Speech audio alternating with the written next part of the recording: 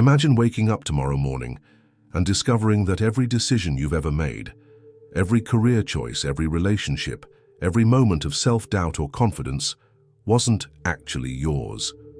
Picture realizing that an invisible puppeteer has been pulling your strings for decades, orchestrating your thoughts with such precision that you genuinely believe they originated from your own consciousness. The most terrifying part? This puppeteer isn't some external force. It's your own mind operating from the shadows, systematically sabotaging your potential while convincing you it's protecting you. You reach for your phone before your feet hit the floor. Your mind whispers, "Just 5 minutes, but 3 hours vanish into the digital void." You promise yourself you'll start that project, begin that workout routine, have that difficult conversation, but something always intervenes. A sudden wave of exhaustion, an urgent distraction, a perfectly rational excuse that feels more compelling than your original intention. You tell yourself you're being realistic, practical, responsible. But what if you're being manipulated? Consider this paradox. The same mind that creates your greatest dreams is the very mechanism that prevents you from achieving them.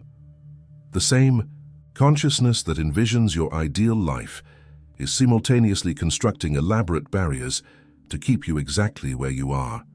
It's not laziness. It's not lack of willpower. It's something far more sophisticated and infinitely more dangerous. A psychological defense system so advanced that it operates entirely beneath your awareness, hijacking your decision-making process while leaving your fingerprints all over the crime scene. Every morning you wake up believing you're the author of your own story. You plan your day, set your intentions, make your choices. But beneath the surface, ancient psychological mechanisms are already 3 steps ahead, preparing contingencies, manufacturing obstacles, and crafting narratives that will feel completely authentic when they derail your progress. Your mind has become a master of disguise, wearing the mask of your inner voice while serving an agenda you never consciously approved. Think about the last time you genuinely surprised yourself, not with a small decision, but with a fundamental shift in behavior or perspective. When was the last time you broke a pattern that had defined you for years? When did you last make a choice that felt completely alien to your established identity? The scarcity of such moments isn't coincidental. Your mind has spent decades learning your triggers, mapping your fears and cataloging your escape routes. It knows exactly which thoughts to introduce when you're approaching the edge of your comfort zone. But here's where the plot thickens. This isn't malicious. Your psychological saboteur genuinely believes it's saving your life. Every time it redirects your attention, manufactures an excuse or floods you with doubt. It's responding to perceived threats that may have been relevant 20 years ago, but are completely obsolete today. You're being protected from dangers that no longer exist by a security system that can't distinguish between the past and the present. The most insidious aspect of this mental manipulation is its invisibility. When your mind sabotages you, it doesn't announce itself with dramatic fanfare. It doesn't leave obvious clues. Instead, it speaks in your own voice, using your own vocabulary, referencing your own memories and values. The thoughts feel entirely authentic because, in a sense, they are. But authentic doesn't mean accurate, and personal doesn't mean beneficial. Right. Now, as you process these words, your mind is already formulating responses. It's categorizing this information, comparing it to existing beliefs, and preparing defenses. Part of you might feel a flicker of recognition, a moment where these concepts align with experiences you've had but never quite understood. Another part might be generating skepticism, crafting logical objections, or suddenly remembering urgent tasks that require your immediate attention. These aren't random reactions. They're predictable responses from a system that views any attempt to understand its operations as a potential threat to its control. What if everything you think you know about motivation, discipline, and personal growth is backwards? What if your struggles aren't evidence of personal weakness, but proof of an incredibly sophisticated, internal conflict between your conscious aspirations and unconscious programming? What if the very act of trying harder, pushing through resistance and forcing yourself to change is actually feeding the system that keeps you trapped? The rabbit hole goes deeper than you imagine, and the implications are more profound than you're prepared to accept. But once you see the strings, you can never unsee them. Once you recognize the puppet master, the performance loses its power over you. Are you ready to discover how your own mind has been playing the longest con in human history, with you as both the mark and the unwitting accomplice? The answer lies buried in the deepest layers of human psychology, where survival meets consciousness in a dance as old as our species itself. Carl Jung called it the shadow, the part of our psyche that operates beyond awareness, containing everything we've repressed, denied, or deemed unacceptable about ourselves. But what Jung discovered goes far beyond simple repression. He revealed that our unconscious mind doesn't just hide our dark impulses. It actively shapes our reality to maintain psychological equilibrium, even when that equilibrium keeps us trapped in patterns of limitation and self-defeat. Your mind's sabotage isn't a bug in the system, it's a feature designed by millions of years of evolution, refined by decades of personal experience, and perfected through countless repetitions of the same psychological patterns. Friedrich Nietzsche understood this when he wrote about the human tendency to create comfortable lies rather than face uncomfortable truths. Your mind has become a master storyteller, weaving narratives that justify inaction, rationalize failure, and transform cowardice into wisdom. But why would your own consciousness work against your stated desires? The answer requires us to venture into the darkest corner of human psychology, the terror of authentic selfhood. Jean-Paul Sartre identified this as the fundamental anxiety of existence, the overwhelming responsibility that comes with true freedom. When you're genuinely free to choose, you're also genuinely responsible for the consequences. Your mind, in its infinite wisdom, has developed an elegant solution. Eliminate the choice by eliminating the possibility of change. Consider the psychological mechanism Sartre called bad faith, the unconscious process of deceiving ourselves about our own freedom and responsibility. Every time you tell yourself you can't do something that frightens you, you're engaging in bad faith. Every time you blame circumstances, other people, or your own limitations for your lack of progress, you're participating in an elaborate psychological theater designed to protect you from the terrifying reality of your own agency. Arthur Schopenhauer went even deeper, revealing that beneath our conscious desires lies something far more primitive and powerful, the will to survive, not just physically, but psychologically. Your ego, your sense of self, your entire identity is built on a foundation of beliefs, habits, and patterns that have kept you alive thus far. When you attempt to change fundamentally, you're not just altering behavior, you're threatening the very structure of your psychological existence. Your mind perceives this as an existential threat and responds accordingly. This is where the sabotage becomes inevitable. Your unconscious mind doesn't distinguish between physical death and psychological transformation. Both represent the end of the current self, and both trigger the same ancient alarm systems. Viktor Frankl observed this phenomenon in concentration camps where prisoners who had lost all hope would literally die, not from physical causes but from the complete collapse of their psychological framework. Your mind has learned this lesson and will go to extraordinary lengths to prevent such collapse, even if it means keeping you confined within the boundaries of a life that feels increasingly meaningless. The neurological research confirms what philosophers have intuited for centuries. Your brain is wired to prioritize predictability over happiness, familiarity over growth, and safety over fulfillment. The default mode network, the neural pathway that activates when your mind is at rest, is essentially a pattern recognition system designed to maintain consistency with your established sense of self.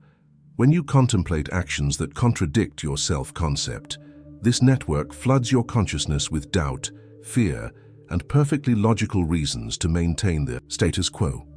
But here's where the philosophy becomes personal and the psychology becomes practical.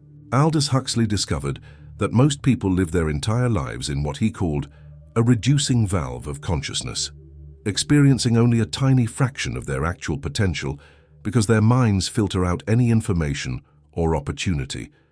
That doesn't align with their limited self-concept. Your mental saboteur isn't just preventing you from taking action, it's preventing you from even perceiving the full range of possibilities available to you. The tragedy deepens when you realize that this process is self-reinforcing. Every time your mind successfully sabotages your growth, it gathers evidence that change is dangerous, that you're not capable of transformation, that your current limitations are simply realistic assessments of your potential. You begin to identify with your restrictions, to take pride in your practical approach to life, to view your lack of progress as evidence of your wisdom rather than your fear. Jung warned that what we resist in ourselves doesn't disappear, it gains power in the darkness. The parts of yourself that you've deemed unacceptable, the dreams you've labeled as unrealistic, the person you could become but have chosen not to be, these don't simply fade away. They become autonomous complexes in your unconscious, sabotaging your conscious intentions from the shadows while you remain completely unaware of their influence. The philosophical implications are staggering. If your own mind is actively working against your conscious desires, then free will, as commonly understood, becomes a questionable concept. You're not making decisions in a vacuum. You're negotiating with invisible psychological forces that have their own agenda, their own intelligence, and their own sophisticated strategies for maintaining control. The question becomes, who is really in charge of your life? The answer is more disturbing than you're prepared to accept, and the solution more radical than anything you've previously considered. But before we can discuss liberation, we must first understand the full scope of your imprisonment. The most insidious aspect of mental sabotage isn't what it prevents you from doing. It's what it prevents you from seeing. Right now, as you navigate through your daily existence, your mind is performing thousands of micro-edits to reality, filtering out opportunities, dismissing possibilities, and reshaping your perception to maintain consistency with your limited self-concept. You're not just living a smaller life. You're living in a smaller universe, one carefully curated by your unconscious to eliminate any information that might challenge your psychological status quo. Consider the phenomenon psychologists call confirmation bias, but understand it at a deeper level than typically discussed. This isn't simply about cherry-picking information that supports your existing beliefs. It's about your mind actively sculpting reality itself, creating a personalized version of existence where your limitations appear not as choices, but as natural laws. When someone suggests you could start that business, learn that skill, or transform that relationship, your mind doesn't just generate logical objections, it makes those objections feel like fundamental truths about how the world works. The neurological research reveals something terrifying. Your brain literally cannot perceive information that contradicts your core identity. The reticular activating system, the neural network responsible for filtering sensory input, operates like a bouncer at an exclusive club, only allowing thoughts and perceptions that match your existing membership. You're not consciously choosing to ignore opportunities for growth. Your nervous system is editing them out of your reality before they ever reach your awareness. This creates what researchers call learned helplessness on a scale that extends far beyond individual behaviors. You develop learned helplessness about entire categories of human experience. Romance becomes not for people like me. Financial success becomes reserved for others. Creative expression becomes something I'm just not good at. These aren't honest assessments of your capabilities. They're psychological defense mechanisms disguised as realism, but the consequences penetrate deeper than missed opportunities. Your mind's sabotage reshapes your entire relationship with time itself. When you're constantly managing internal resistance, procrastinating on important decisions, and engaging in elaborate avoidance behaviors, you're not just wasting hours or days, you're fragmenting your experience of existence. You begin living in a perpetual state of psychological tension between who you are and who you could become, never fully present in either reality. The social implications are equally devastating. Your unconscious limitations don't just affect you, they influence every relationship you enter. You unconsciously seek out people who confirm your restricted worldview, avoiding those who might challenge you to expand. You attract partners who share your fears rather than complement your potential. You surround yourself with friends who make the same excuses, choose the same comfortable routines, and validate the same limiting beliefs. Your mind creates an entire social ecosystem designed to reinforce your psychological prison. Perhaps most tragically, this process becomes transgenerational. The limitations you've accepted as reality become the boundaries you unconsciously impose on your children, your students, anyone who looks to you for guidance. You don't deliberately sabotage their potential. You simply can't encourage them toward possibilities that don't exist in your own filtered version of reality. Your mental restrictions become their inherited constraints, passed down like psychological DNA across generations. The economic cost of this invisible sabotage is staggering. Researchers estimate that the average person operates at roughly 10% of their actual potential throughout their lifetime. Not because they lack intelligence, creativity, or capability, but because their mind systematically prevents them from accessing these resources. You're not just underperforming, you're living with an artificially induced psychological disability that makes your own talents invisible to you. The existential consequences are even more profound. When your mind consistently sabotages your growth, you begin to experience what philosophers call existential dread, a deep, persistent sense that your life lacks meaning and purpose. But this isn't because meaning is absent. It's because your psychological filters prevent you from perceiving the significance of your own existence. You're living in a reality where your highest possibilities have been systematically edited out, leaving you with a pale imitation of what your life could actually become. Your mind's sabotage also distorts your relationship with suffering itself. Instead of recognizing pain as a signal for necessary change, you learn to interpret discomfort as evidence that you should return to familiar patterns. Depression becomes a reason to avoid challenge, rather than a message that your current approach to life isn't working. Anxiety becomes proof that you should limit your ambitions rather than expand your capacity to handle uncertainty. Your psychological defense system transforms every form of discomfort into validation for staying exactly where you are. The cumulative effect is a phenomenon that psychiatrists recognize but rarely name: the systematic erasure of your authentic self. Over decades of unconscious self-sabotage, you don't just abandon your dreams, you forget they ever existed. You don't just accept limitations, you begin to identify with them so completely that imagining life beyond them feels like imagining a different person entirely. The tragedy isn't that you failed to become who you wanted to be, it's that you've forgotten who that person was. This is the invisible web that contains most human lives, not external circumstances, not lack of opportunity, not even genuine limitations, but a sophisticated psychological system that makes freedom appear impossible while slavery feels like choice.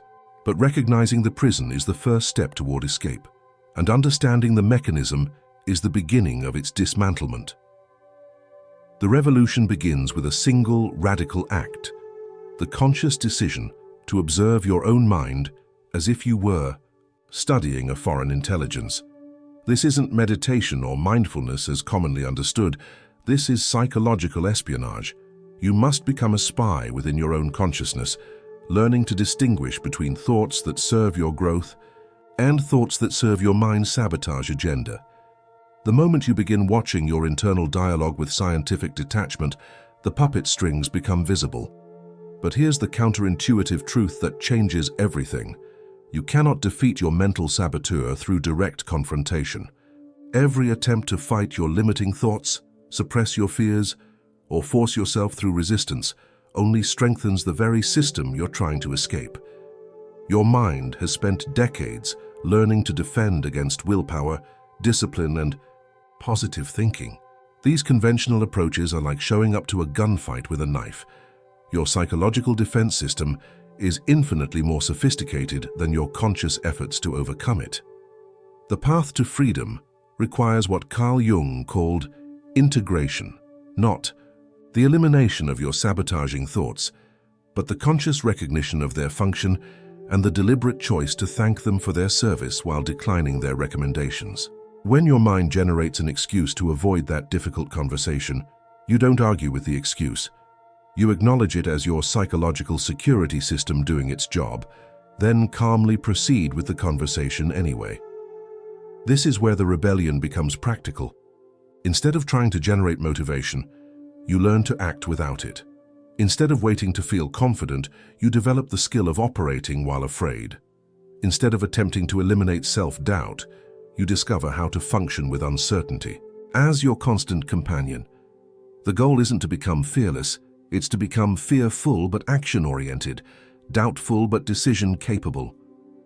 History's most transformative figures understood this principle intuitively. Nelson Mandela didn't overcome fear during his 27 years in prison. He learned to act courageously while feeling afraid. Maya Angelou didn't eliminate self-doubt about her writing. She published poetry while questioning her own talent. Steve Jobs didn't wait until he felt ready to revolutionize technology. He built the future while acknowledging he had no idea what he was doing. They didn't transcend their psychological limitations. They learned to operate effectively within them. The practical implementation requires what psychologists call metacognition, thinking about thinking. You must develop the ability to observe your mental processes in real time, catching your mind in the act of sabotage. When you notice yourself reaching for your phone to avoid an important task, you pause and recognize the pattern. When you catch yourself generating elaborate justifications for postponing a difficult decision, you label it as avoidance behavior. When you feel the familiar wave of "I'm not ready yet," you identify it as your security system activating. But observation alone isn't enough. The rebellion requires what Nietzsche called amor fati, love of fate. You must learn to embrace the discomfort that accompanies all meaningful growth, not as something to be endured, but as evidence that you're moving in the right direction. Your psychological resistance becomes a compass pointing toward your greatest opportunities for expansion. The stronger the internal pushback, the more significant the potential transformation. This creates a complete inversion of traditional self-help philosophy. Instead of trying to feel motivated before taking action, you take action to generate motivation. Instead of waiting for confidence to emerge naturally, you build confidence through repeated exposure to uncertainty. Instead of seeking comfort, as a reward for progress, you learn to find comfort in discomfort itself. You become someone who thrives in the space between who you were and who you're becoming. The neurological transformation that results from this approach is profound. When you consistently act despite internal resistance, you literally rewire your brain's default patterns. The neural pathways that once automatically generated sabotage begin to atrophy from disuse, while new pathways that support growth-oriented behavior become strengthened through repetition. You're not just changing your actions, you're restructuring the fundamental architecture of your consciousness. The social dimension of this rebellion is equally revolutionary.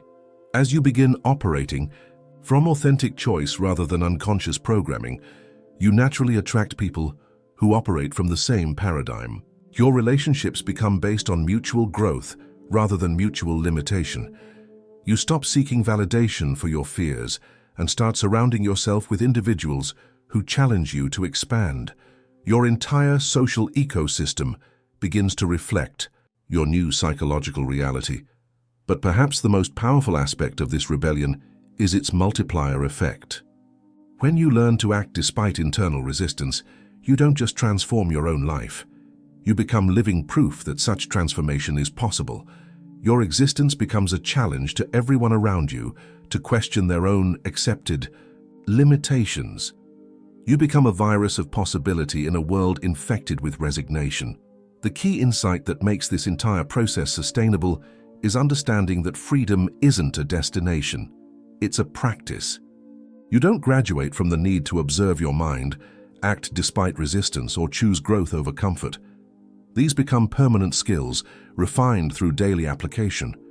You don't achieve liberation once and maintain it effortlessly. You choose liberation moment by moment, decision by decision, thought by thought. The rebellion against your mind's sabotage isn't a war you win, it's a dance you learn. And once you understand the steps, everything changes. Here is the truth that will shatter everything you thought you knew about yourself. The mind that sabotages you and the mind that seeks freedom are not two separate entities locked in eternal conflict. They are the same consciousness, playing both sides of an elaborate game whose ultimate purpose is not to keep you trapped, but to force you into a level of awareness so profound that you transcend the game entirely. Your psychological saboteur isn't your enemy.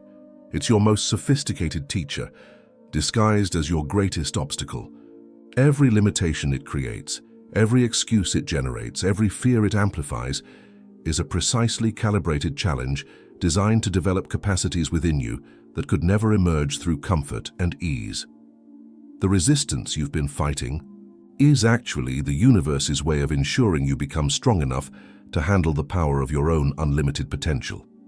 This realization requires you to completely invert your relationship with struggle itself.